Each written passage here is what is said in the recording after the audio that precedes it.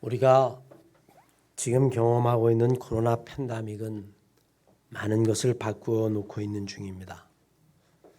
그 중에 하나가 아마 우리 교회가 겪고 있는 변화일 겁니다.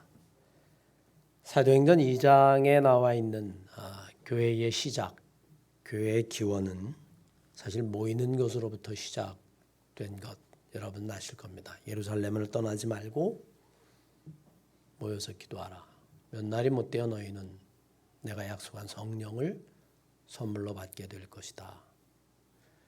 교회는 모이는 곳에 전통을 두고 있었기 때문에 지금 상황이 익숙하지 않습니다. 그리고 이런 변화가 교회를 마치 위기로 몰아넣는 것 같은 그런 느낌을 받게 되죠. 그럼에도 불구하고 교회가 자꾸 모이니까 마치 교회 모임이 모든 감염의 진원지처럼 인식되기 시작했습니다.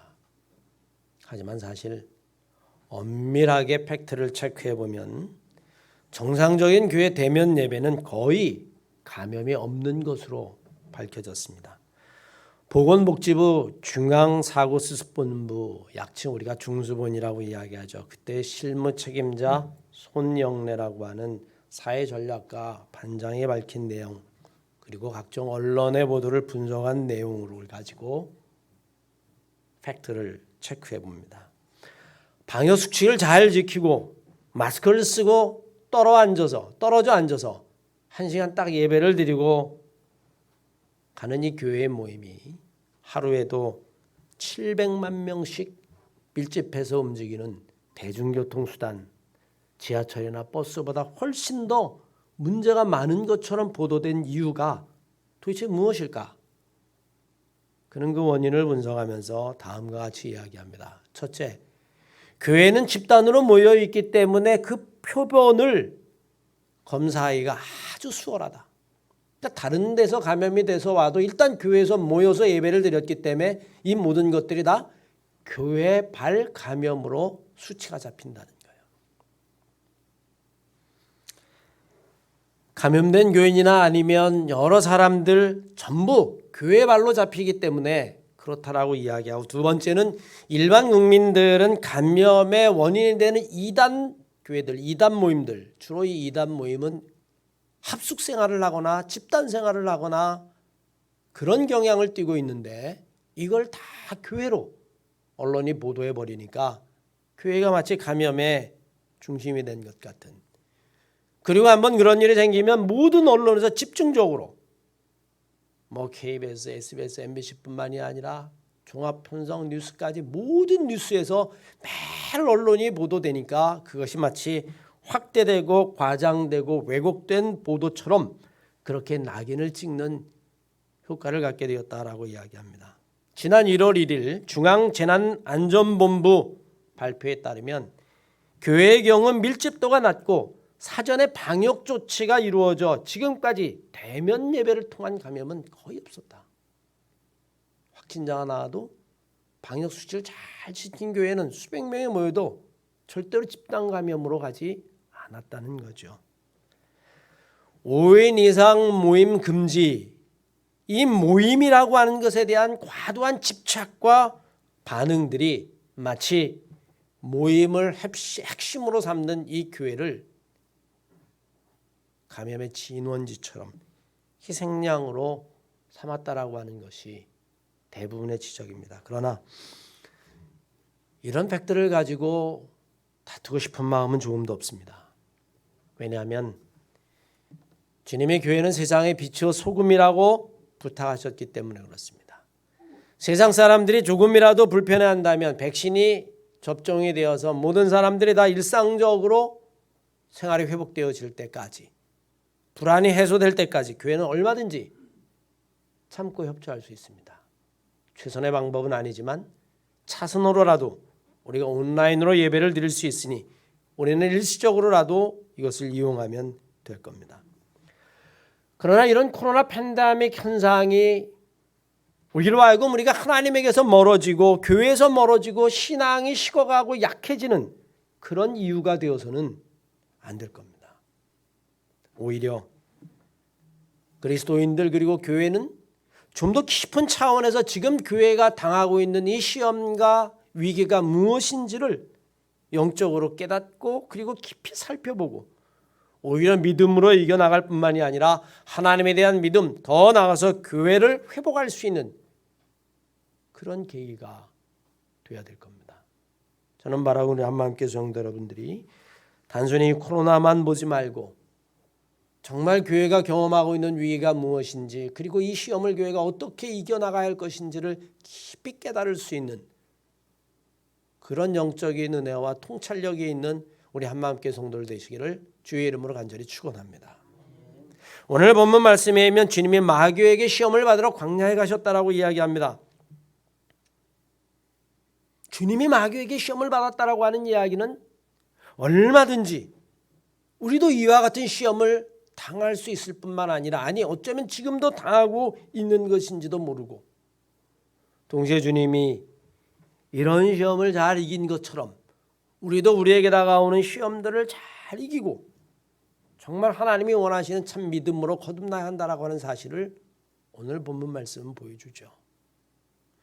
저는 오늘 본문 말씀 주님이 당한 시험을 통해서 교회가 경험하는 시험들 그리고 어떻게 앞으로 이것을 이겨나가야 할 것인가 이 시험을 어떻게 이길 것인가 라고 하는 말씀을 가지고 여러분들과 은혜를 나누고자 합니다. 먼저 주님이 당한 첫 번째 시험이 무엇이냐면 돌을 가지고 떡을 만들려고 한 시험입니다. 40일을 금식한 사람에게 있어서 먹는다라고 하는 것은 가장 현실적이고 절실한 문제일 겁니다. 그저 단순히 생각해서 오늘날 우리에게 떡이라고 말하면 그것은 돈의 문제겠죠. 자본주의 사회 속에서 경제적인 문제, 재정적인 문제, 이 돈의 문제는 마치 2000년 전에 주님이 40일 금식하고 당장 배가 고팠을 때 떡의 문제와 우리는 동일한 유비를 찾을 수 있을 겁니다. 사실 우리는 하루도 돈 없이 살 수 없죠. 당시에 돌을 가지고 떡을 만들라라고 하는 시험을 오늘날 그대로 적용해 본다면 아마 종이를 가지고 돈을 만들라라고 하는 비유와 그만 다르지 않을 겁니다. 그리고 이것을 할 수만 있다면 안 할 사람이 없을 겁니다. 저만 같아도 그런 능력이 있다면 돌을 가지고 떡을 만드는 것처럼 종이를 가지고 돈을 막 위조 지폐가 아니라 말이죠. 진짜 돈을 막 만들어낼 수 있는 그런 능력이 있다면 자본주의 사회 속을 살아가는 현대인에게 있어서 태어나면서 죽을 때까지 돈과는 떨어질 수가 없어요. 아이를 낳아도 그 아이를 기르려면 돈이 들어가고 학교를 보내던 아니면 결혼을 하던 마지막 죽을 때까지 병원에서 임종을 하고 장례를 치를 그때까지 돈이 없이는 인간은 살 수 없습니다. 이것의 필요성에 대해서는 더 이상 이야기할 이유가 없습니다. 절대적이고 현실적인 것이죠. 문제는 그것을 주님이 어떻게 이겨나가시고 응답하시느냐, 주님의 응답입니다. 돌을 가지고 떡을 만들라라고 하는 이 이야기에 예수께서 대답하십니다. 이르시되 사람이 떡으로만 살 것이 아니요 하나님의 입으로부터 나오는 모든 말씀으로 살 것이다 라고 이야기하십니다. 사람이 떡으로만 사는 것이 아니란 말씀입니다. 떡 말고도 중요한 것이 있다라고 하는 이야기죠. 그것이 바로 하나님의 말씀이라고 이야기합니다. 떡이냐 아니면 하나님의 말씀이냐. 어느 것이 더 중요하느냐라고 하는 이야기는 여러분 논리적인 다툼은 아무 의미가 없습니다. 왜? 누구라도 논리는 만들어낼 수 있으니까요. 이것은 결단의 문제고 그리고 자기의 가치관의 문제고 세계관의 문제일 뿐만이 아니라 이것은 신앙의 문제이고 하나님을 더 신뢰하느냐 아니면 세상을 더 믿느냐라고 하는 우리의 영적인 결단의 문제죠. 제가 학교 다닐 때에 성경 말고 가장 많이 읽었던 책 가운데 하나가 안병욱 교수가 쓴 하루에 한 번쯤이라고 하는 책, 또 아우렐리우스의 명상록이라고 하는 책들이 있었습니다. 그때 아주 유명한 철학자들이 두 분 계셨는데 이 안병욱 교수와 또 한 분이 김영석 교수예요. 연세대 철학과 교수인데 그 김영석 교수가 나이가 지금 올해가 102살입니다. 그런데도 정정하고요. 강연 다 하고 다니고 최근에 인터뷰를 했어요. 100살을 살았단 말입니다. 그것도 현대의 지성인으로서. 그래서 인터뷰하는 기자가 이 김영석 교수에게 물었어요. 100년을 살아보면 이제 후세의 사람들에게 무엇인가 좋은 지혜와 교훈을 줄 수 있지 않겠습니까? 정말 행복을 찾을 수 있을까요? 인간은 어떻게 해야 행복할 수 있습니까? 철학적인 논리나 아니면 다른 여러분 학설을 이야기하는 것이 아니라 누구라도 배운 사람이나 배우지 못한 사람이나 다 행복하길 원하는데 그 행복의 비결이 뭡니까? 라고 이야기했더니 이 김영석 교수가 이렇게 이야기해요. 내가 100년을 살아보니까 이제야 비로소 알겠습니다. 행복이 무엇이다라고 딱 집어서 이야기는 할 수 없지만 절대로 행복할 수 없는 두 종류의 사람이 있다는 것은 제가 100년을 살면서 얻은 지혜와 경험입니다. 딱 두 종류의 사람은 절대로 행복을 못 찾는다는 거예요. 자기가 100년을 살아보니까. 첫 번째가 뭐냐 하면 정신적인 가치를 모르는 사람은 절대로 행복을 찾을 수 없습니다. 왜냐하면 물질적인 가치가 행복을 가져다 주지 않기 때문입니다. 가령 어떤 사람이 복권에 당첨됐다고 합시다. 그래서 수십억을 벌었다고 합시다. 이 사람이 가정의 행복, 아내와 자식의 그런 가치를 모른다면 과연 행복할까요? 절대로 행복할 수 없습니다. 오히려 정신적 가치를 모르기 때문에 그런 사람이 가진 물건은 그 돈을 어떻게 활용할까 생각하고 더 많이 불릴까 생각하다 결국에는 불행해지고 말더군요. 그렇게 이야기를 합니다. 사람들은 돈이나 권력, 명예를 쫓는 사람도 많습니다. 그들은 거기서 행복을 찾습니다. 그러나 솔직히 거기서 행복을 발견하기는 어렵습니다. 왜냐하면 거기에는 어떤 순간에도 만족이라는 것이 없기 때문입니다. 돈과 권력, 명예 이런 것은 기본적으로 소유욕이고 이것은 가지면 가질수록 더 갖고 싶은 것이 그 본질입니다. 가만히 생각해 보니까 그래요. 100만 원 있으면 만족할까요? 우리는 그저 인간의 기본소득, 중산층의 기본소득 그 정도만 했어도 만족할 것 같은데 사람은 만족하지 않습니다. 1000만 원 있으면 만족할까요? 더 벌고 싶죠. 집 한 칸에 만족할까요? 투기를 내서라도 1년 만에 몇 억이라도 더 벌고 싶습니다. 끝이 없다는 거예요. 절대로 그 안에 만족할 수 없기 때문에 가지면 가질수록 배고프다는 이야기입니다. 허기진 채로 살아간다는 이야기입니다. 자기가 보니까 정말로 행복하려고 하면 딱 하나의 조건이 필요한데 그것은 만족이라고 이야기했어요. 만족하려면 어떻게 해야만 합니까? 기자가 물었더니 이 100세 된 철학자가 이렇게 이야기합니다. 정말로 만족하려면 정신적 가치를 알아야만 합니다. 그게 물질보다 훨씬 더 소중하고 귀하다는 것을 알아야만 합니다. 이 정신적 가치를 모르는 사람들이 명예나 권력이나 돈이나 이런 것들을 움켜쥘 수 있지만 결국에는 이들도 불행해지더군요. 우리 주변에는 얼마든지 이런 사람들이 있을 수 있습니다. 사람은 분명히 떡으로만은 살 수 없습니다. 그러면 이렇게 이야기합니다. 하나님이 없는 사람, 정신적 가치를 모르는 사람은 아닙니다. 떡만 있으면 살 수 있습니다. 그러나 그것은 결코 행복한 삶이 아닙니다.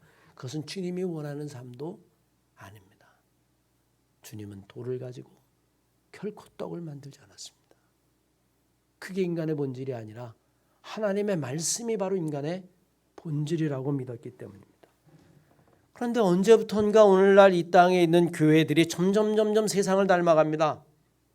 교회가 돌을 가지고 떡을 만들려고 합니다. 교회가 돌을 가지고 떡을 만들고 이게 하나님의 축복이라고 이야기합니다. 이게 하나님의 능력이라고 이야기를 합니다. 세상에서 돈 많이 벌고 그리고 유명해지고 그래서 커지고 높아지면 성공이라고 이야기한 것처럼 언제부터인지 교회도 교인이 많아지고 재정이 늘고 대형 교회가 되면 그것을 성공이라고 이야기하고 그걸 복이라고 이야기를 했어요. 예수를 닮아가는 것이 정말 하나님의 은혜요 하나님의 말씀이요 그것이 축복이요 신앙이라고 이야기하지 아니하고 사람들이 가지고 있는 잣대를 그대로 교회도 적용해서 오늘날 성공한 교회라고 하는 모습들이 마치 돌을 가지고 떡을 만든 모습이 되어버리고 말았단 말입니다. 사랑하는 한마음교회 성도 여러분, 우리는 분명히 코로나 상황을 지나가면서 오늘날 교회는 이 시험을 이겨야 할 겁니다. 절대로 돌을 가지고 떡을 만들어서는 안 돼요. 우리는 떡으로 사는 것이 아니라 하나님의 말씀으로 살아야만 합니다. 여러분 안에 하나님의 말씀이 삶의 기준이 되고 정말로 영적인 모든 것의 근원이 되고 샘물이 되시기를 주의 이름으로 간절히 축원합니다. 교회가 이겨나가야 할 시험이에요. 두 번째 시험은 좀 독특하죠.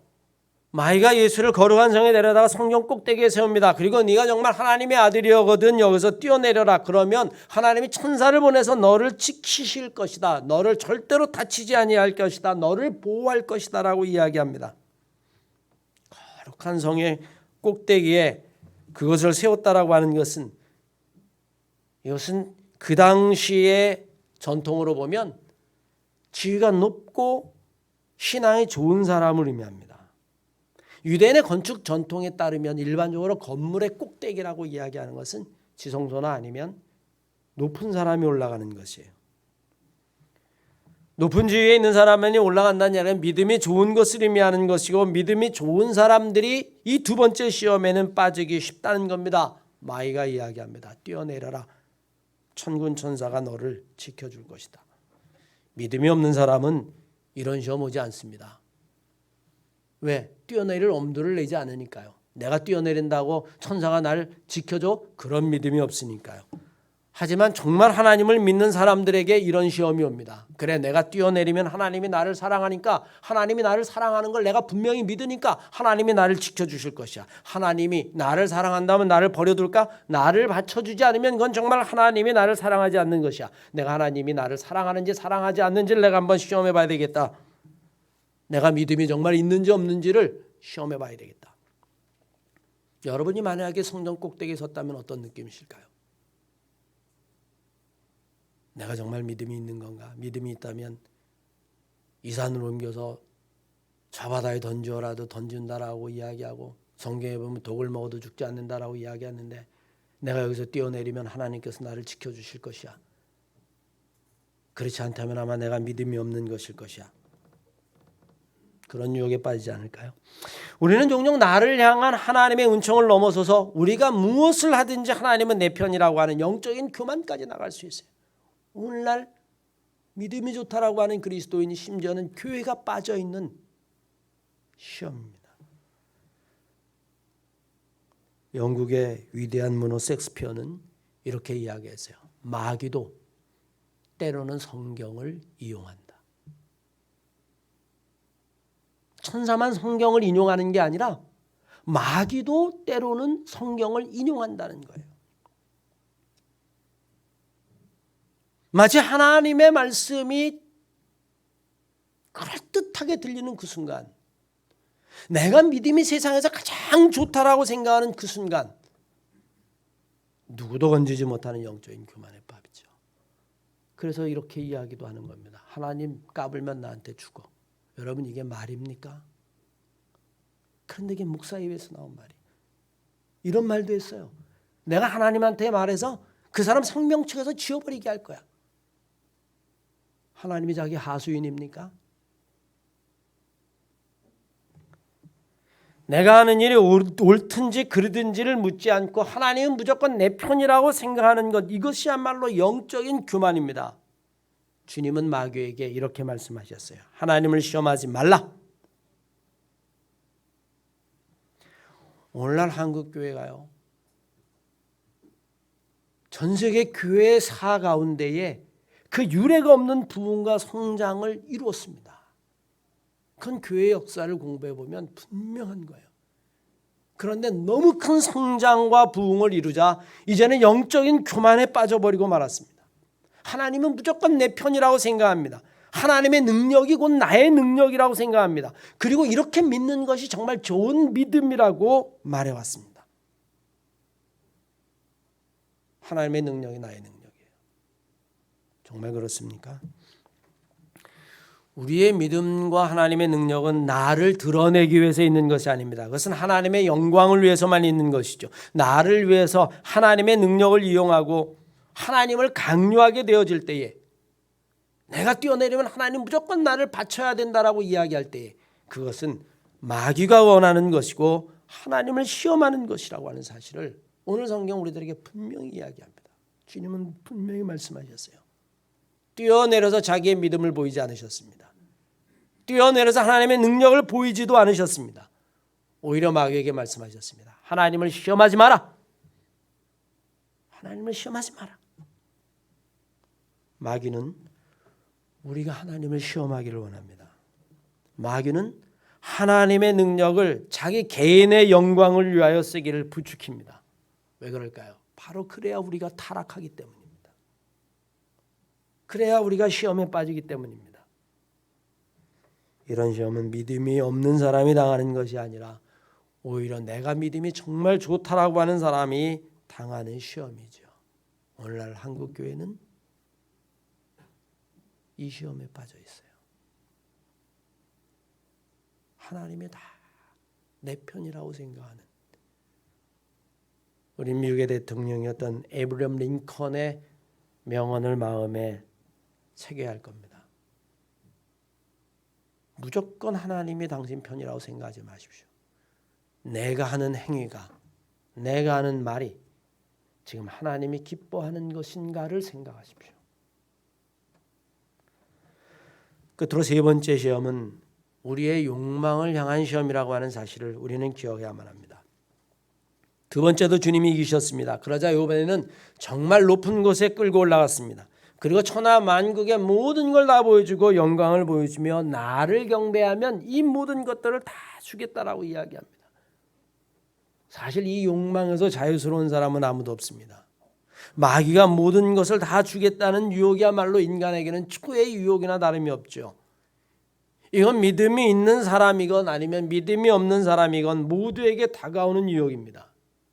믿음이 있는 사람에게는 믿음의 욕망으로 다가오고, 세상적인 사람은 세상의 끊임없는 욕망으로 다가옵니다. 이 세상에 있는 모든 것을 다 갖고 싶은 것, 어쩌면 인간의 마지막 궁극적인 유토피아라고 이야기할 수 있지 않을까요? 세상을 다 내 마음대로 할 수 있다라고 하는 것.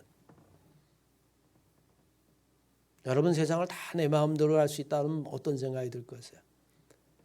만약에 제가 세상을 다 내 마음대로 할 수 있다면 저는 그런 생각이 들 것 같아요. 야, 이거야말로 하나님이 내게 주신 은혜가 축복이다. 왜? 내가 그걸 가지고 하나님께 영광을 드러내면 되니까. 그럴듯하지만 함정이죠. 오늘날 그리스도인, 아니 비그리스도인, 교회 아니면 세상, 모두가 빠져 있는 유혹입니다. 그것은 여러분 잘못된 신앙을 가진 사람에게도 똑같아요. 그래서 포에르 마하라고 하는 신학자는 이렇게 이야기했어요. 인간은 자기가 가진 믿음조차도 자신의 욕망에 투사하는 존재다, 이렇게 얘기했습니다. 나는 믿음이라고 생각하지만 알고 보면 그것도 내 욕망에 투사하는 거예요. 내가 모든 것을 다 하나님이 주시는 능력 안에서 할 수 있다. 하나님을 향한 믿음인 것 같지만 자기 안에 있는 욕망의 또 다른 투사에 불과하다는 이야기입니다. 주님은 세 번째 시험을 이렇게 물리치십니다. 예수께서 말씀하시되 사탄아 물러가라. 오직 하나님만 경배해라. 이 의미는 너희의 욕망을 섬기지 말고 하나님을 섬기라고 하는 이야기입니다. 인간이 가지고 있는 탐욕과 교만의 뿌리는 이기심입니다. 하나님을 모르고 오직 자기만 생각하고 자기만 섬기는 것, 자기가 최고가 되어지는 것, 그런 모든 탐욕과 욕심의 뿌리는 이기심이에요. 제가 아까 김영석 교수가 절대로 행복할 수 없는 두 종류의 부류를 이야기했다고 그래서 첫 번째가 정신적 가치를 모르는 사람이면 두 번째가 바로 이런 사람입니다. 이기적인 사람이라고 이야기합니다. 이기적인 사람은 아무리 많은 것을 가지고 아무리 많은 것을 소유하고 아무리 높은 권력을 갖고 명예를 얻었다 할지라도 이기적인 사람은 절대로 행복할 수 없다는 겁니다. 생각해보면 뜻밖이죠. 세상에 있는 모든 사람들은 다 자신을 챙깁니다. 나를 챙기고 나의 이익을 챙깁니다. 그걸 위해 삽니다. 왜냐고요? 그래야 내가 행복해진다라고 생각하니까. 그런데 100년을 산 이 철학자가 이야기하기를 자기는 이기적인 사람이 행복한 것을 본 적이 없다라고 이야기합니다. 이기주의와 행복은 절대로 공존할 수 없다는 겁니다. 자기만 아는 사람은 절대로 하나님이 보이지 않는 법입니다. 자기만 아는 사람은 하나님이 보이지 않을 뿐더러 타인도 보이지 않습니다. 다 모든 사람은 자기의 출세와 성공의 수단에 불과한 거예요. 어디에도 희생과 헌신이라고 하는 것이 없습니다. 과연 행복할까요? 행복할 수가 없죠. 주님은 분명히 말씀하십니다. 사탄아 물러가라. 그리고 오직 하나님만 섬겨라. 그 하나님을 섬기는 곳에서 진정한 사랑을 알고 헌신을 알고 희생을 알고 믿음을 알고 소망을 알아라. 사랑하는 한마음교회 성도 여러분, 코로나 팬데믹은 여기서 오는 어려움은 우리가 마음을 모으고 그리고 하나님을 의지하면 충분히 이겨나갈 수 있는 그런 어려움입니다. 두고 보십시오, 여러분. 교회는 이 어려움을 이겨나갈 겁니다. 그러나 오늘 본문 말씀에서 주님이 당한 시험들은 오늘날 교회와 그리스도가 당하는, 그리스도인들이 당하는 또 다른 시험이에요. 안타깝게 오늘날 교회와 그리스도인들은 이 시험을 주님처럼 이기지 못하고 있습니다. 자꾸 돌을 가지고 떡을 만들려고 하는 유혹에 빠지고 높은 곳에서 뛰어내리라 하는 이야기에 빠져서 뛰어내리고 그것이 믿음이라고 이야기하고 뛰어내리면서 나는 이런 능력이 있다는 걸 보여주고 싶어하고 그리고는 결국에 모든 걸 다 움켜쥐고 그것이 하나님의 복이라고 이야기하는 정말 마귀의 교묘한 유혹과 시험에 빠져버리고 말았어요. 한마음교회 성도 여러분, 우리는 다시 한번 교회와 그리스도인이 당하는 시험이 무엇인지를 다시 한번 깊이 새기고 우리 교회와 그리스도인들이 주님이 어떻게 이 시험을 이겼는지를 한번 잘 살피면서 우리가 이 코로나를 경험하면서 오히려 시험을 이길 수 있는, 그래서 거듭나는 교회, 거듭나는 그리스도인으로 회복되는 그런 기회로 삼아야 할 겁니다. 한마음교회 성도들이 그런 그리스도인, 그런 교회가 되시기를 주의 이름으로 간절히 축원합니다.